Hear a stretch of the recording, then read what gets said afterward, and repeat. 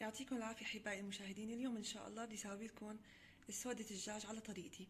هلا عنا نص كيلو من السودا. طبعا أنا غسلتها أخواتي منيح، وبعد ما طبعا غسلتها حطيتها بالمصفاية مثل ما شايفين، وحطيت لها تقريبا معلقتين من الخل وقلبتهم. طبعا تركتهم أخواتي مشان الزفرة مشان الزنخة يعني. هلا وعندي بصلتين، وعندي قرون فلفلة حدة. طبعا اللي ما بيرغب إخواتي الحد بيحط فلفلة خضراء عادية. وعندي معلقة من معجون البندورة، وعندي نص معلقة من الزنجبيل، ونص معلقة من الفلفل الأسود. وعندنا زيت زيتون. اللي بيحب إخواتي اللي بيرغب طبعا زيت زيتون بيحط زيت زيتون، واللي ما بيرغب بيحط سمنة أو بيخلط زيت الزيتون مع السمنة. هلا إخواتي بنبلش بالطريقة. هلا هون بلش تقطيع البصل. بسم الله. هذا الشكل خلاص.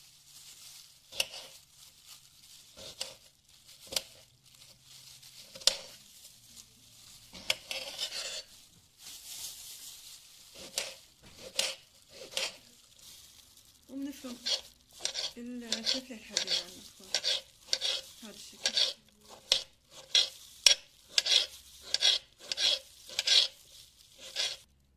هلا هون ببلش إخواتي تقطيع السودا مثل ما شايفين هذا الشكل.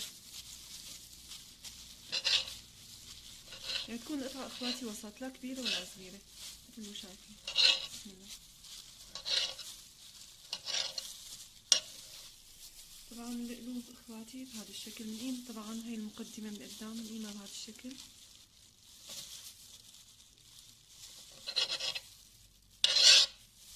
نقطع القلب بالنص بهذا الشكل.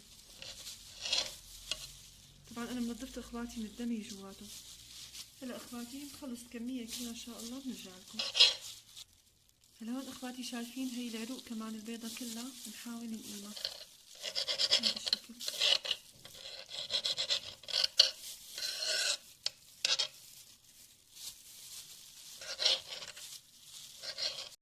هلا هون خلصنا تقطيع السودا مثل ما شايفين. هلا بنحط كمية من زيت الزيتون، بنحط عليهم معلقة كبيرة من السمنة. هون اخواتي مستناهم لحتى طبعا يحموا تماما، وبننزل السودا على دفعات. هلا هون اخواتي بنختبر الحرارة عنا. بسم الله. ننزل قطعة هيك اخواتي صار عنا حامي، ولازم تكون الزيت او السمنة حامية. هلا بنحطهم على دفعات. بسم الله. هلا حطينا اول دفعة ثبتناها مثل ما شايفين. هلا بنحط الدفعة الثانية. بسم الله.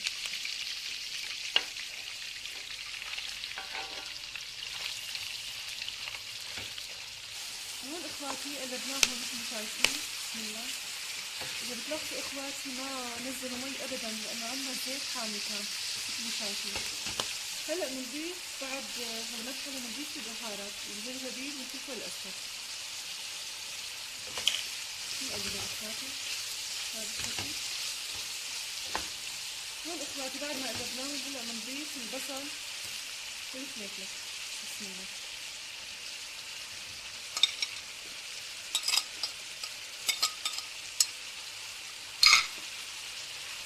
هيك إخواتي بنقلبهم. بسم الله.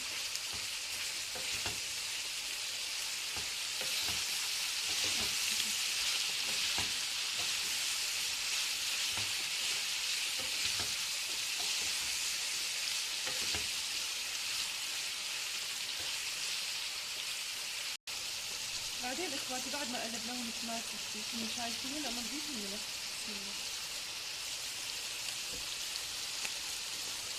نقلبهم إخواتي. هلا هون إخواتي تقريبا بنلوث وراد عليهم عشان يفضل عنا مستوي البصل.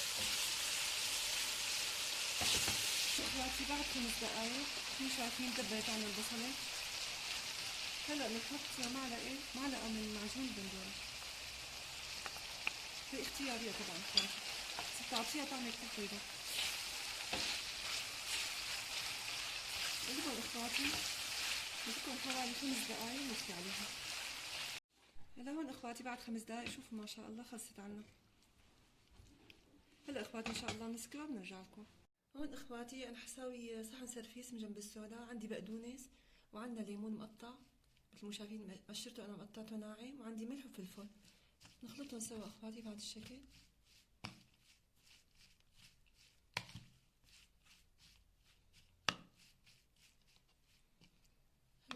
اخواتي السوداء، بسم الله نسكبها قدامكم. بسم الله الرحمن الرحيم.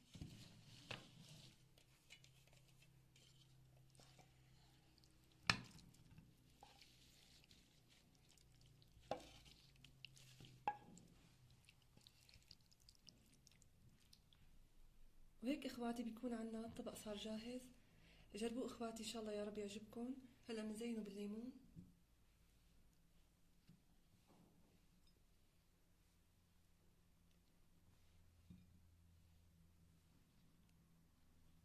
والف صحة وهنا. لا تنسوني اخواتي من الاشتراكات بالقناة والاعجابات.